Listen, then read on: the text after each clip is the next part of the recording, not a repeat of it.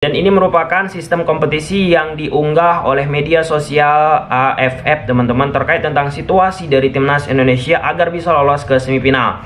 Nah, di sini dijelaskan bahwa Piala AFF itu terdiri dari grup stage, kemudian semifinal dan final stage, teman-teman. Kemudian di babak grup, tim akan diundi menjadi dua grup. Yang pertama yang akan memainkan putaran liga seperti kompetisi ya, teman-teman. Seperti yang sudah dijalankan Indonesia dan kawan-kawan dari negara tetangga.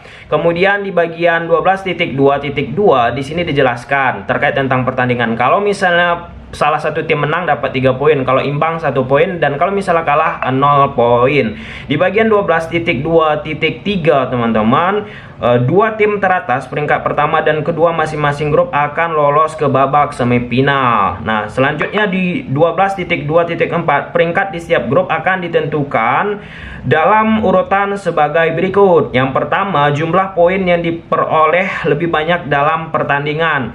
Jika dua tim atau lebih memiliki poin yang sama, kriteria sebagai berikut adalah ditetapkan untuk menentukan peringkat selanjutnya. Yang pertama, nah ini yang ditakuti oleh supporter ataupun kita warga Indonesia, yaitu head to head kriteria.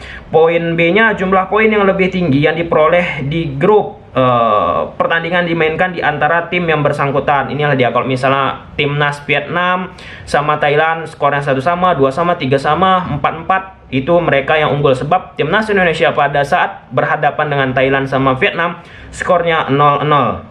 Kemudian selisih gol unggul dari grup pertandingan yang dimainkan antara tim yang bersangkutan, sama juga kaitannya teman-teman. Dan bagian D, jumlah gol yang lebih tinggi dicetak dalam grup pertandingan dimainkan di antara tim bersangkutan. Dan ini pemecahan masalah teman-teman. Jika setelah melakukan kriteria head to head, dua tim atau lebih masih memiliki peringkat yang sama, kriteria head to head akan direspoli secara khusus untuk pertandingan antara tim yang bersangkutan untuk menentukan peringkat akhir klasemen.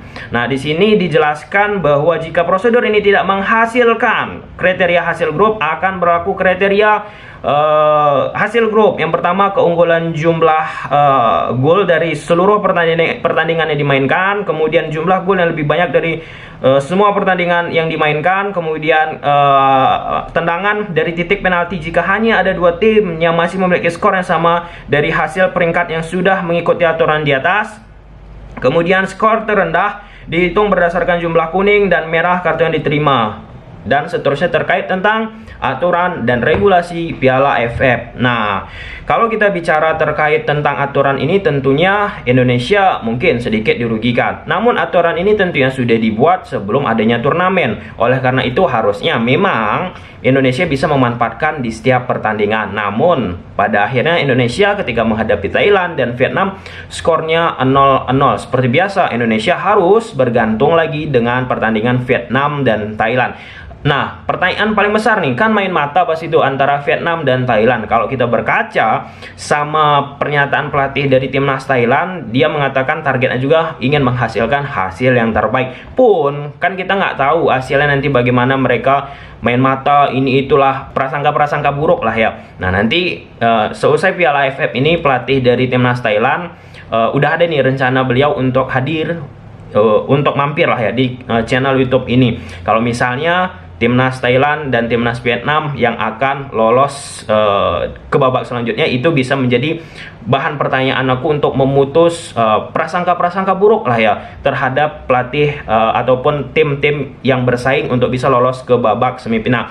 Di segala sisi teman-teman, memang seperti yang kita ketahui bahwa di pertandingan ataupun Piala AFF ini, timnas Indonesia itu ditargetkan untuk juara. Sintayong mengatakan demikian, dan berbagai macam di berita sudah kita ketahui. Namun jauh lebih itu kita lihat proses dari permainan timnas Indonesia.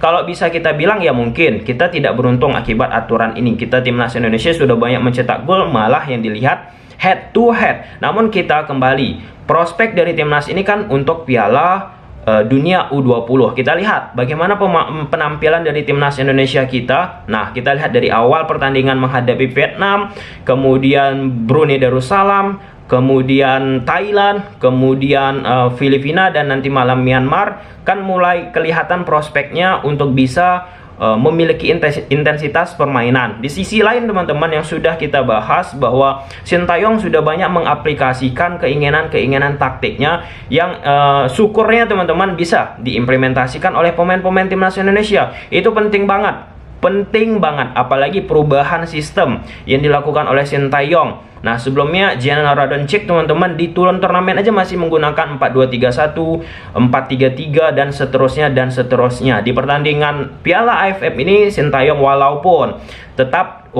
menggunakan sistem 3 back di dalam lapangan itu dia statis, namun rasa adaptasi, rasa kepercayaan diri, rasa keinginan dari pemain-pemain timnas Indonesia untuk menerapkan apa yang dilakukan oleh Sintayong ini penting. Untuk apa pentingnya? Untuk di Piala AFF, untuk di Piala Dunia U20. Sampai situ jelas ya teman-teman ya. Karena sekali lagi Sintayong ini mengikuti Piala AFF ini di samping memang keinginan untuk menjadi juara, muaranya untuk Piala Dunia U20. Ini tetap kita hargai turnamen ini teman-teman, aturan udah ada.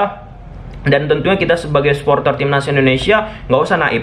Kalau bisa, ekspektasi kita mungkin ya teman-teman, di setiap turnamen yang diikuti oleh timnas Indonesia, baik itu kelompok umur, kan di pikiran kita kalau bisa juara. Walaupun kadang ekspektasi kita terlalu tinggi terhadap kenyataan. Nah, misalnya nih, kenyataan maksud aku bagaimana teman-teman? Misalnya negara-negara tetangga punya training center, percaya proses, pelan-pelan dan lain sebagai teman-teman. Sedangkan secara infrastruktur timnas Indonesia mungkin belum begitu optimal untuk dari sisi pendukungnya. Nah, hal-hal seperti itu penting untuk kita lihat teman-teman. Kan sering kalian dengar bahwa proses tidak akan mengkhianati hasil, atau perjuangan yang sudah dibangun, perjuangan yang sudah dipupuk dari bawah tidak akan mengkhianati hasil. Nah, memang juga walaupun timnas Indonesia nggak mempunyai infrastruktur pembinaan belum begitu optimal, tetap walaupun begitu karena kecintaan kita terhadap timnas Indonesia, kita tetap ingin menjadi juara. Kalau bisa ekspektasi tinggi juara dunia mungkin pun kan, walaupun kenyataan akan sangat sulit kalau misalnya hal-hal untuk mendukung, menopang dari sisi sepak bola itu untuk bisa berkembang menjadi hal yang harus bisa diperhatikan. Tapi sekali lagi teman-teman, tetap timnas Indonesia bermain aja seperti biasa. Nggak usah berpikir pertandingan Vietnam, Thailand, main mata, inilah, itulah. Lihat aja permainan timnas Indonesia, khususnya Sintayong ya, mampu memutus hasil buruk dia ketika bertanding melawan Vietnam ataupun Thailand. Di Piala AFF ini skornya 0-0, imbang, kacamata bagi Sintayong. Itu hasil positif untuk Sintayong. Lagi aku sampaikan teman-teman, tetap fokus bermain seperti biasa aja.